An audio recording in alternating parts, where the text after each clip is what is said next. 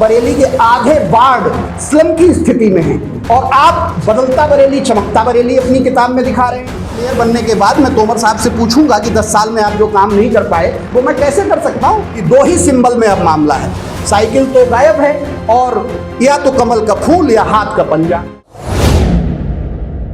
UP के जिला बरेली में कांग्रेस ने इस बार महापौर के चुनाव मैदान में सिविल सेवा परीक्षा की तैयारी कराने वाले केवी त्रिपाठी को उतारा है।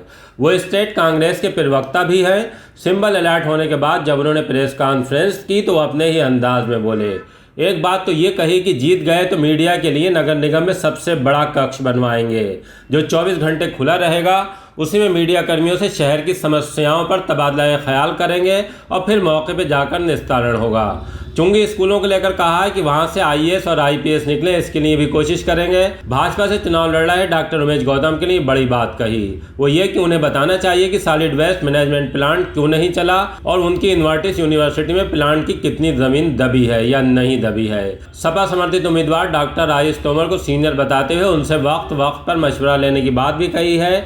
उनकी प्रेस कॉन्फ्रेंस में और भी बहुत सी बातें हैं, एक बार जरूर सुनिए। सभी मीडिया के साथियों का बहुत बहुत स्वागत है। आज जो मैंने प्रेस कॉन्फ्रेंस बुलाई है वो इस खुशी में बुलाई थी कि आज मुझे सिंबल प्राप्त हुआ है, आपके साथ खुशी साझा कर सकूं।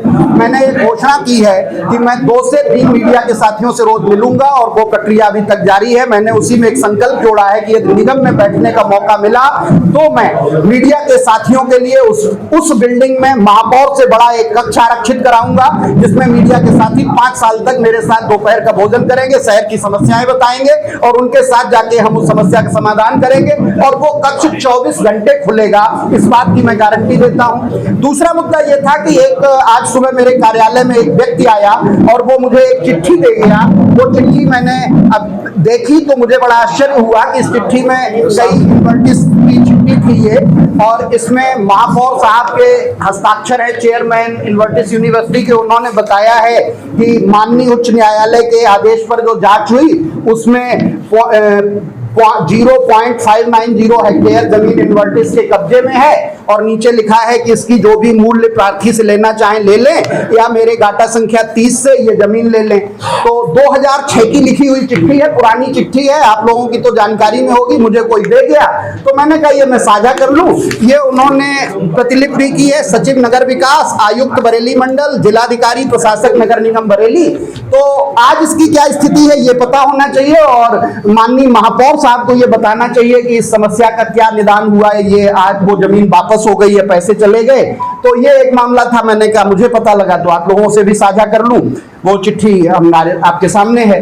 अगला मामला ये है कि मैं जिन मुद्दों पे चुनाव लड़ रहा हूं, ये चुनाव नाली और गली का चुनाव है, ये मच्छरों को कम करने का चुनाव है, ये बिजली, सीवर, पानी, सफाई, कूड़ा, यही समस्याओं का चुनाव है। कोई राष्ट्रीय मुद्दे तो इसमें बहुत होते नहीं हैं और इन्हीं पे ये चुनाव चलेगा। लेकिन कल एक बड़ा नाटकीय घटनाक्रम हुआ। एक पार्टी जो उछाला जाता है कि भाजपा की सबसे बड़ी विरोधी पार्टी है और कहा जाता है कांग्रेस तो कहीं लड़ाई में नहीं है, उस पार्टी ने कल अपने प्रत्याशी का सिंबल वापस करा लिया, नामांकन ही वापस करा लिया परसों।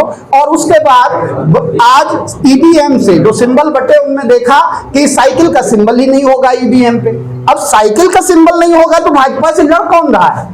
कहीं समाजवादी पार्टी एक ही सिक्के का दूसरा पहलू तो नहीं कि एक तरफ भाजपा लिखा है एक तरफ सपा लिखा है और इसीलिए लड़ाई अपने बीच दिखाई जा रही है कि चाहे तुम आ जाओ तब भी सॉलिड वेस्ट मैनेजमेंट नहीं शुरू होगा, चाहे तुम आ जाओ तब भी सॉलिड वेस्ट मैनेजमेंट प्लांट चालू नहीं होगा। तो ऐसी साजिश में आज जब जनता के बीच था तो मुझे पता लगा जनता कह रही है कि अब तो कांग्रेस से सीधी लड़ाई है और हकीकत में ये लड़ाई आज तय हो गई है कि उमेश गौतम और केवी त्रिपाठी के बीच है कि एक तरफ एक साफ सुथरी छवि का आदमी है, पढ़ने लिखने का काम हम भी करते हैं, पढ़ने लिखने का काम वो भी करते हैं, उनकी भी इन्वर्टिस यूनिवर्सिटी है। लेकिन उसके बाद भी क्या उन्होंने बरेली की समस्याएं देखी? क्या चुंगी के स्कूल देखे? क्या नाथ मंदिरों की एक दिन में परिक्रमा की? मैं एक दिन में 8 नाथ मंदिर होके आया। क्या हर वार्ड को उन्होंने जो स्लम बस्तियां होती हैं उस स्थिति में नहीं ला दिया? बरेली के आधे वार्ड स्लम की स्थिति में हैं और आप बदलता बरेली चमकता बरेली अपनी किताब में दिखा रहे हैं। एक वार्ड को 214 करोड़ रुपए दे रहे, एक वार्ड को 5 साल में 70 लाख दे रहे, एक वार्ड और दूसरे वार्ड के बजट में 400 गुने का अंतर कर रहे। तो कई तरह की अनियमितताएं हैं। आज सिंबल मिल गया है। अब ये नाली गली के मुद्दे पर ये चुनाव बरेली में निगम का चुनाव उमेश गौतम जी के साथ इसी बात पे लड़ा जाएगा। धन्यवाद। डॉक्टर आईएएस तोमर से कहीं भी टक्कर नहीं मारती। आईएएस तोमर साहब के बारे में क्या कहा जाए, निर्दलीय प्रत्याशी हैं और उनके चुनाव का मात्र एक उद्देश्य है कि उमेश गौतम लड़ेंगे तो हम लड़ेंगे, उमेश गौतम नहीं लड़ेंगे तो हम नहीं लड़ेंगे। ऐसा हमें मीडिया के साथियों से और प्रकाश में आया, जो अखबार में आया, मैंने पढ़ा। तो अगर जो कोई व्यक्ति सिर्फ इसी मुद्दे पे चुनाव लड़ रहा है तो उसका निगम को लेकर तो कोई विजन ही नहीं। और निगम में ऑलरेडी उन्हें 2 बार मौका मिल चुका, 10 साल उस कुर्सी पे बैठ चुके हैं। अगर जो उन्होंने ठीक काम किया होता तो आज ये बरेली ऑलरेडी स्मार्ट होता, इसके 40 वार्ड स्लम की तरह नहीं होते। तो ऑलरेडी बरेली की जनता 10 साल उन्हें अजमा चुकी है, देख चुकी है।